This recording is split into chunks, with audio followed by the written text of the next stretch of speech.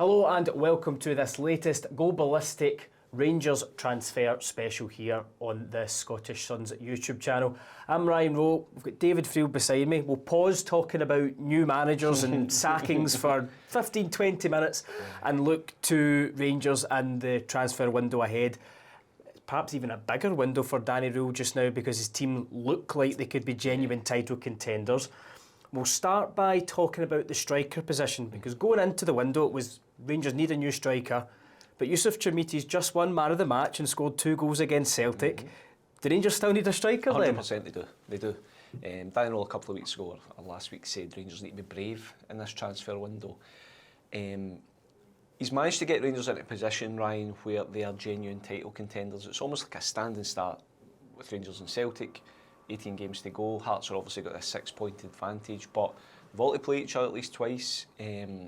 There's all that going on, and I think Rangers and Celtic for that matter, and Hearts, if you have firepower, you've got a better chance of winning this league. It sounds common sense, but in the past, clubs have felt they've got enough and they haven't strengthened. I think back to Rangers probably last January where they could have maybe had Lawrence Shankland for a song.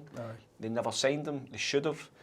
I don't think they can make the same mistake again. I think they have to go and get some more firepower, get some more options at the top end of the pitch. Youssef Chermiti was excellent in the second half against Celtic. He's clearly a player with potential, ability, but he's got 4 goals this season. Bojan Miovski, I think, has got 5 or 6. James Tavernier, speaking kind of off camera, still Rangers' top goal scorer as far as I'm aware with 7 goals. Rangers need more goals at the top end of the pitch. I don't think one game from Youssef Chermiti changes that at all. And Danny Rohl, for me, has to prioritise that striker. Yeah, you know, it's like performances like that in an old firm, they make you a hero for a week. You know, next week we could have Rangers fans back in this comment section after a poor performance and saying that they need more. With Danilo, do you see an exit for him this window? Because there's not been a lot of interest. No, I quite like Danilo in a way. I mean, we've spoken in the transfer show before about a guy who he can do a job up there. I just don't think it's probably going to work for him at Rangers. So I suppose he's an obvious one to maybe get off the books if he can get a loan somewhere. You know, he's probably still got a decent reputation in Holland. He's obviously from South America. I dare say someone somewhere would take him. He's, again, speaking about strikers, he's not contributing right now. He's certainly a third choice striker. If Rangers are bringing in another striker, he becomes 4th choice striker. So yeah, I think he's one that I think his race is probably run at Rangers. I think he should look elsewhere. I'd imagine Rangers will be open to offers, whether that's loan or permanent. And it then comes into what can Rangers do to not reinvest that money, but how can they get, if you want to call it a replacement in for Danilo? It has to be someone of good calibre. It has to be a guy, for me, that goes in and immediately makes Rangers stronger. So someone who has already ran a race at Rangers but might be back again, would Josh Windass fall into that category of making Rangers stronger? I don't know if he comes in to become a starter. I think he would. I don't really get when the story first kind of broke that Rangers were keen on him and it would probably be a loan deal. The kind of reaction was from a kind of section of Rangers fans seemed to be quite negative. I think he's a good player. I think he's shown. He's certainly not the player that left Rangers. No, he's a better player than he was. He's an effective player. I think he is someone who would add firepower, as I'm talking about. Obviously doesn't play as like an out-and-out number 9. Yeah. I suppose it's whether it's possible to get him out in this window. He's obviously got a previous relationship with Danny Rohl from their Sheffield Wednesday days. He's a guy who knows Rangers, who knows Scottish football. To me, it would be a sensible signing, as we just spoke about. It's whether you can get him out on loan. I think he's probably in a really, really good wage down there. Wrexham have got their own ambitions this season. He's a guy who, again, has played a lot of games in the first half of the season. I think it would appeal to Josh Windass to come back. I'm just not sure whether everything's going to come together, the stars are going to get aligned for that to happen this month.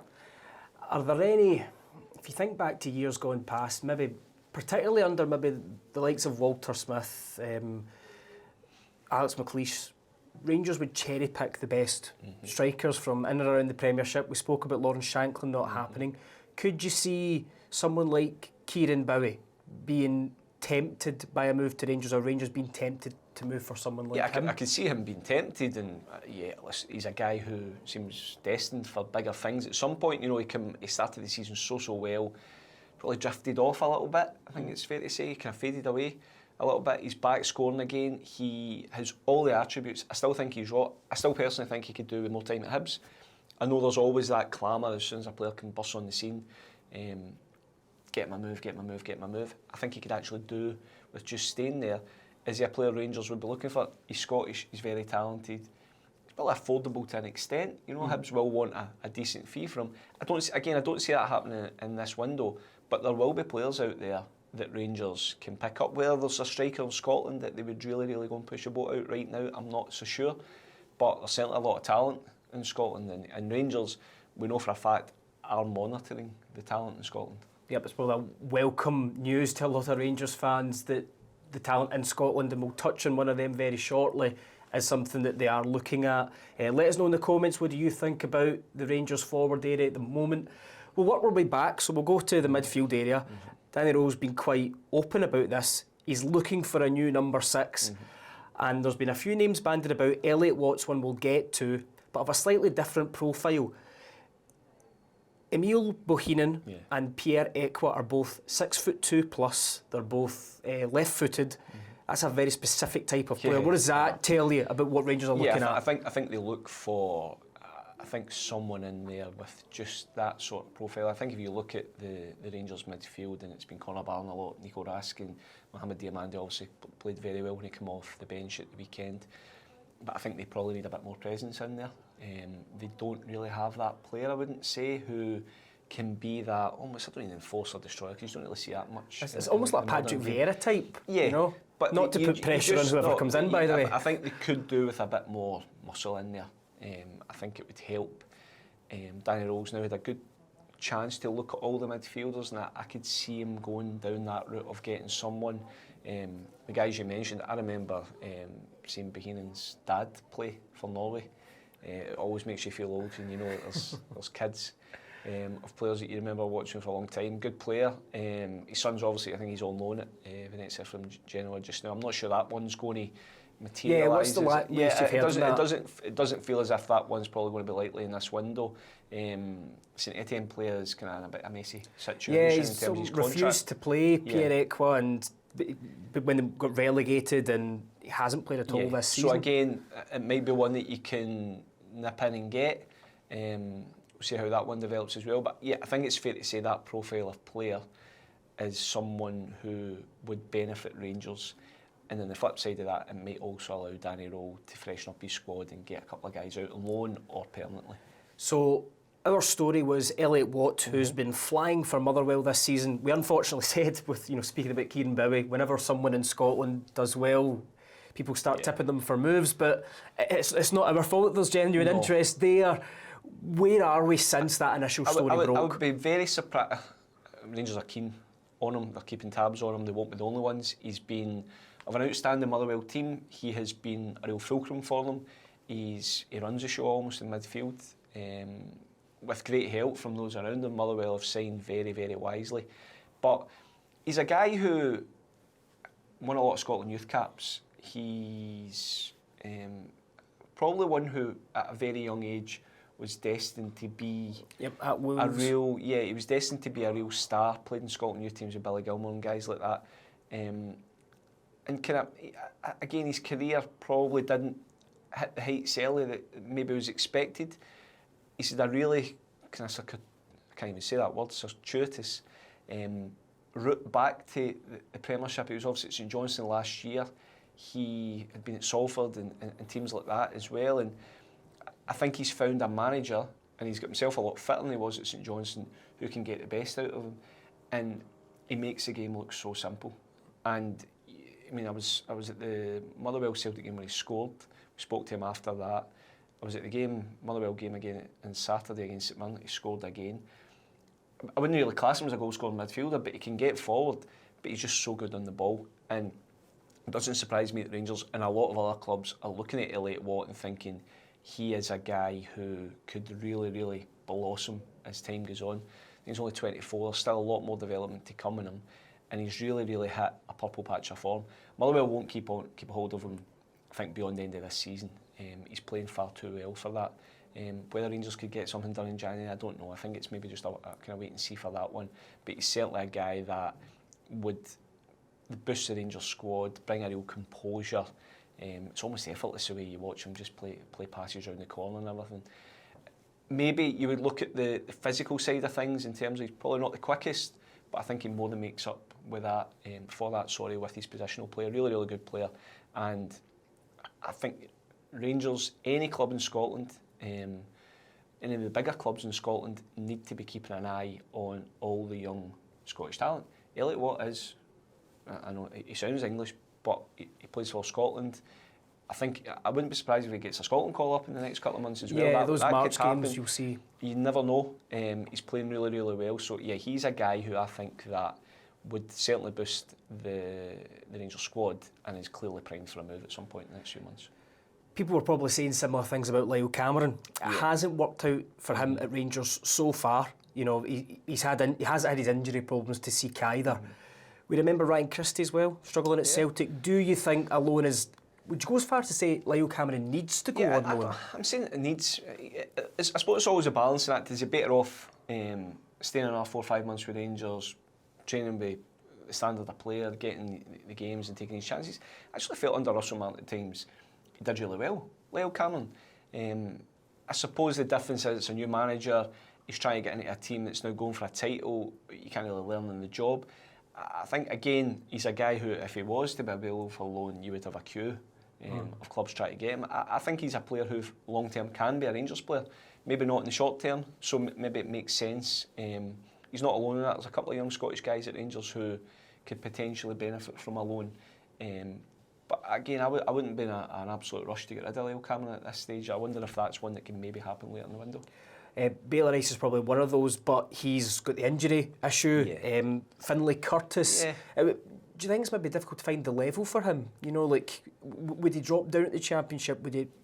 Is he better playing in a Premiership team because he's played in the Europa League? Again, I think he's been unfortunate this season where he's come on in flashes in certain games, especially when Rangers were struggling a couple of months ago. He was a real shining light. He came on and scored a couple of goals. I just wonder, just before we come in, the news of Neil McCann and Kelly. Neil McCann and Billy Dodds going in as the Kelly management team. Is he a guy that could maybe go to a Kelly, a team of that ilk, who playing the Premiership, struggling a bit, could do with some goals? I wonder if Finley Curtis, I think you spoke about Lyle Cameron benefiting from a loan. I think Finley Curtis definitely could benefit from a loan. He's probably not going to get the games that he needs at a stage of his career at Rangers this season. I think if he did go to a Kilmarnock, for talking's sake, I think it would be a beneficial move for everybody. I suppose, you know, under Danny Rowe, if he now starts to implement that 3-4-3 more as well, it's even not... Where does Finley... He can't be playing a 3-4-3. Not allowed anymore. But it would be a question of where does he fit? You know, you're probably doing him a disservice playing him at right wing back. Yeah. So no, I those think things come into he's a guy that has to play off a side or in an attacking way. Yeah, I do. Actually, I think he's a really good young talent. Speaking to him, kind of level-headed young boy, I think he's got a long way to go in the game. I just think games at this stage of his career are absolutely crucial. So, one man who played a lot at the start of the season for Rangers and has not... I don't think he's been seen since Danilo took over as Joe Rothwell. Yeah. Is it a question of when, not if, in terms of him leaving? Sheffield United was the name mentioned. Yeah, there was a lot of talk. Yeah, look, it's a signing that hasn't worked. And I think, to be fair to Joe Rothwell, I almost think he was guilty by association with Russell Martin, and I think it was a wee bit unfair. I think there were certain games where he was poor, but he wasn't alone. He also seemed to hint that he was played out of position as well, if you remember. Exactly. And it was like, well, I think he's more of a... I mean, he's kind of almost viewed as a kind of deep midfielder. I don't think he's ever really been that. But I think, through no fault of his own, he's always going to be linked with the Russell Martin, Kevin Thelwell type era. He's a guy who I think Rangers are probably paying decent money to. Mm-hmm. He's a guy who would have no shortage of options, you would imagine, in the Championship in England, top of League One, where there's clubs splashing a bit of money. I think he's one, maybe it's better for all parties that he does move on, because I don't, we're speaking about Rangers trying to bring in a midfielder of a certain profile. He's obviously different to what Joe Rothwell is. I think he's clearly got a real challenge trying to get into the team ahead of those who are there already. And yeah, I think that's one that would suit all parties if he just probably moved on this month. So Rangers fans, let us know what you feel about the midfield going forward in terms of, Josh Mulligan's the name as well. Have Rangers missed the boat on him? Have all the clubs in Scotland maybe missed the boat on him? He was a player who I think Rangers would have signed if Barry Ferguson had got the job. They opted not to move forward with it. Yeah, I think everybody's missed the boat, to be perfectly honest with you. I rave about him every time I see him, Ryan. I remember at Dundee watching him as a really young boy, and there was one game in particular where his athleticism really stood out. And I say that because you watch a lot of Scottish Premiership games and there's a lot of talented players, but sometimes that muscle and pace and power really is lacking. And Josh Mulligan has it in abundance, but he's also a good footballer. And I think if you marry the two of them together, he's going to be an appealing player for a lot of clubs down south. If you're Hibs, everybody's talking about Kieron Bowie as their kind of prized asset just now. I can understand that. I actually think Josh Mulligan has a higher ceiling. I think Josh Mulligan can go really far. There's always going to be the obvious comparisons with John McGinn because of the style of player he is, and he's obviously at Hibs. He's a different player, but I think he's got so many good attributes, and I just wonder, if I'm Hibs and Rangers come in for him this month, or Celtic come in for this month, I'm asking for fortunes. I just think his next move is probably destined to England. I'll put you on the spot before we move to the defensive side of things. If there was a Rangers midfielder to leave for sizable money this window, say like a Diomande or a Raskin, or who would you expect it to be? I don't know, because I think both have, by their own standards, haven't hit their heights. Not so long ago you would never dream of Diomande being left out a game against Celtic, and there he was on Saturday. Obviously come off the bench, had an impact. I think by his own standards he's not been anywhere near as good as he maybe has shown in flashes. Obviously missed out in the AFCON squad as well. Raskin, again, for a player that has talent, and obviously the issues earlier in the season with Russell Martin, I expect more. I just expect more from Nico Raskin. I think he's got the way he did for the Youssef Chermiti's first goal, he's got that in him. He was the invisible man in the first half against Celtic. And I think Danny Rohl, who obviously spoke, basically admitted it, he had a kind of a heart-to-heart with him, saying this is what I really expect from you. To answer your question, I think the Rangers and any club in Scotland are in a position where if you get a decent fee in for someone of, it doesn't matter really what they're standing, then you're going to take it. But I don't think there'll be a rush to get either of them out the door. I think the one guy who I think is maybe going under the radar a little bit has been Connor Barron. I think Connor Barron he's not flashy, he's not sexy, if you want to call it that in football terms, but I think he's a guy who more than gives his all. He's a very good footballer. Kind of gets forgotten sometimes because he's so all action. He's a good footballer, and you just need guys like that. We're speaking about Rangers looking at the Scottish market. Connor Barron was a sensible signing. Connor Barron can be a Rangers player for a long time to come and play his part. He might not start every single game, so it brings you back to the midfield. And I don't think Rangers will be in a rush to try and get guys out in there, but I do think they just need that little bit of quality just to add to it. The defence has chopped and changed for a lot of the season. John Souttar's just came back. Derek Cornelius injured for a while. Now, Derek Cornelius could play centre-back and left-back, and that's where Rangers are really light. Yeah. At the moment, it's only Jade Magoma, and he's only there for another 6 months. There's been links with two players this window. James Penrice, who we know quite well from playing in Scotland and playing at a high level for Hearts and Livingston, and Tuur Rommens, who is managed by someone we know quite well, and Issam Charai over in Westerlo. What's the latest we've heard on both of them? Yeah, I mean, again, it comes back to, I think Penrice is another one that Rangers maybe would have signed last summer. He didn't. He went to AEK Athens. I think it's really worked out maybe as he... Yes, he seems to have played a lot but not settled. Yeah, I mean, again, it's a big move for him, going to a big club.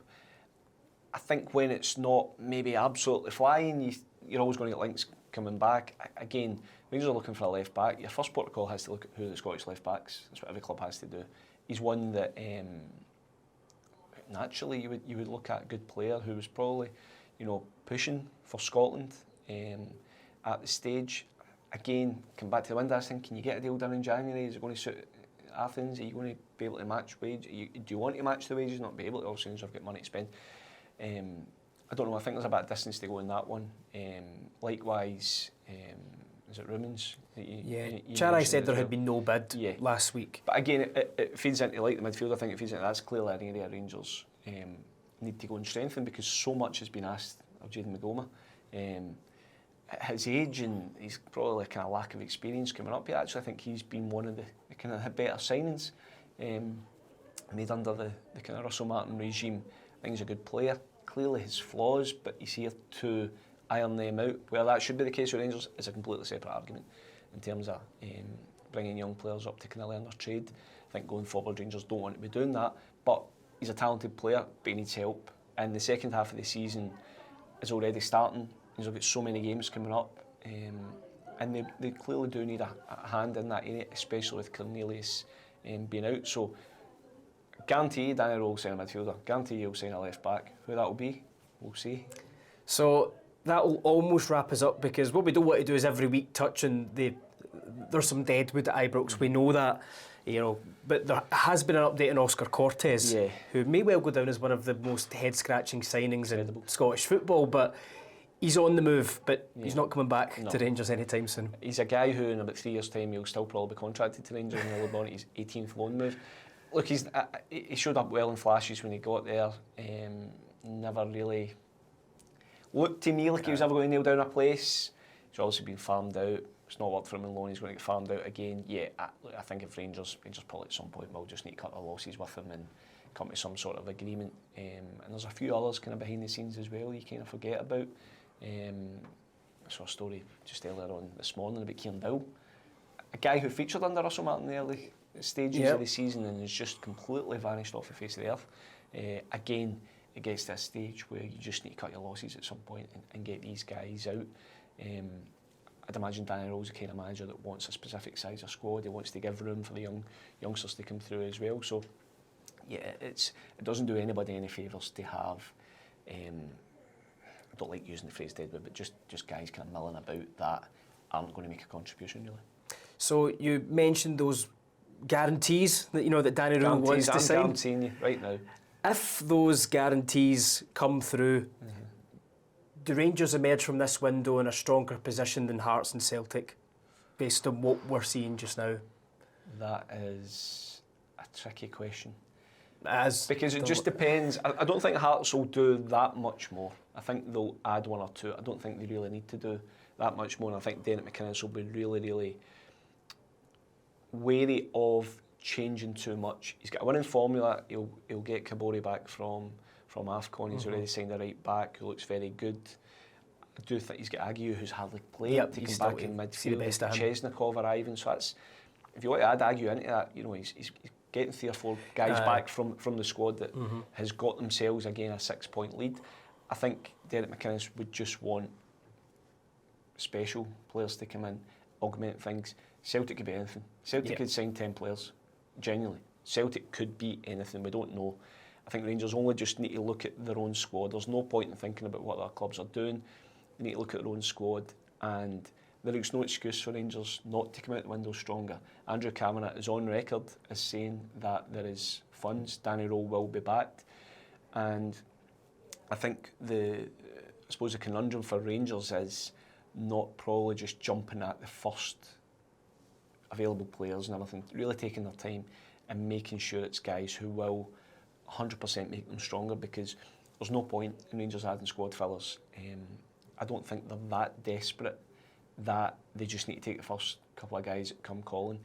As I said, I think they need left back cover, they need that midfielder, but my priority above everything else, and by the way it'll be exactly the same across the city at Celtic, is a number 9 that can potentially score you 15 goals between now and the end of the season, because to go back to your question, that could be the difference between winning the title or not. Because I was just about to ask you there, we will have a Celtic transfer special later in the week. I was going to say, what's going to be Martin O'Neill's number 1 in his wish list? Number 9. Danny Rowe, Martin O'Neill, number 9. So it feels like a bit an arms race. Hearts have got a number 9 in Lawrence Shankland. They've got Kabori, they've got Braga, they've got Kizaridis, they've got Chesnikov. I think if you go back to the 2 old firm clubs, they need a striker who can hang their hat on. It might be Chermiti that emerges, but I think Rangers need to be secure. and think we have done our bit here and we've got Danilo, another striker who we think can go and deliver, and give yourself the best possible chance to win this league, because it is wide open. So there you go, folks. What do you think? Do you agree? Are Rangers a number 9 away from surging past their rivals? Let us know in the comments, and stay tuned for the rest of the content later in the week. David, thank you once again, and remember to stay tuned to the website and pick up a copy of the paper for all the latest news in the transfer window.